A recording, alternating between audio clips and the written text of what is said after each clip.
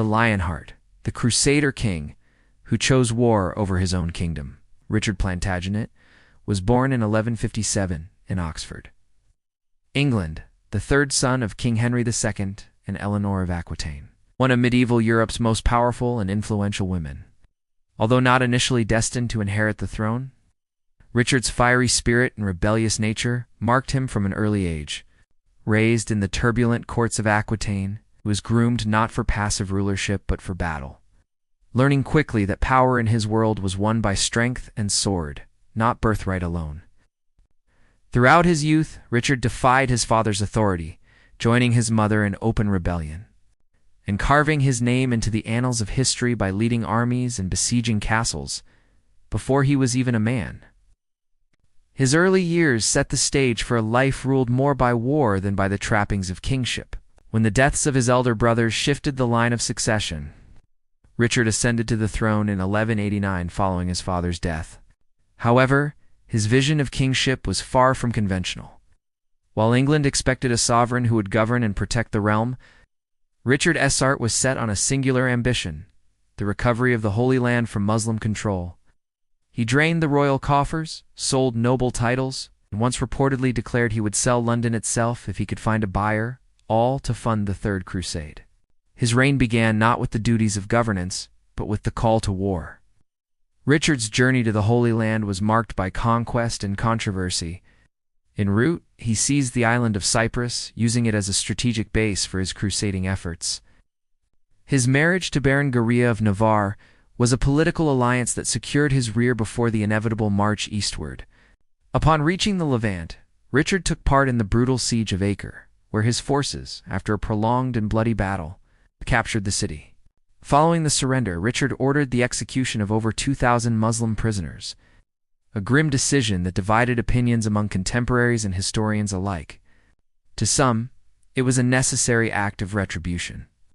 To others, a ruthless massacre that stained his legacy. The battles that followed, including the famed clash at Arsef, revealed Richard's prowess as a military commander. His ability to inspire his knights and outmaneuver Saladin's forces earned him respect on both sides of the conflict. Yet, despite victories, Jerusalem remained out of reach, and a truce was eventually negotiated, allowing Christian pilgrims limited access to the sacred city. However, Richard's crusading zeal came at a cost far from the battlefield. On his return journey to England, he was captured and imprisoned by Leopold of Austria, an ordeal that saw his kingdom plunged into chaos and heavy taxation as his mother Eleanor and loyalists scrambled to secure his release. Despite his military genius and fearless leadership, Richard's reign exposed a sharp contrast between the ideal of a king and the reality of his priorities. He spent less than 6 months of his 10-year rule physically present in England, leaving governance to regents and administrators. His obsession with crusading and warfare drained the kingdom's resources and sowed seeds of discontent among his subjects. Yet to his knights and followers, he was a living legend, paragon of chivalry and courage, willing to face death on foreign soil for a cause he believed was just. This duality remains at the heart of his enduring legacy. Richard's complex relationship with his contemporaries also shaped his legend. While celebrated for his valor, he was often at odds with other European monarchs and even members of his own family. His uneasy alliance and rivalry with King Philip II of France, his strained ties with his father Henry II, and the loyalty he inspired in his mother Eleanor all add layers to a story far richer than simple heroism or villainy. His life was a tapestry woven with ambition, betrayal, and sacrifice, reflecting the turbulent world he inhabited, one where kings were warriors and warriors were legends. Richard was finally freed in 1194 after a hefty ransom was paid, turning to a kingdom weakened by neglect and unrest. His reign, though marked by extraordinary feats of courage and military skill, was brief and spent largely away from England's shores. In 1199, during a siege in France, Richard was fatally wounded, leaving behind a legacy entwined with both legend and controversy. Was he a heroic warrior king who fought for Christendom, or a neglectful monarch whose ambitions brought suffering to his own people? This question continues to ignite debate centuries later. In conclusion, Richard the Lionheart remains one of medieval history's most enigmatic figures.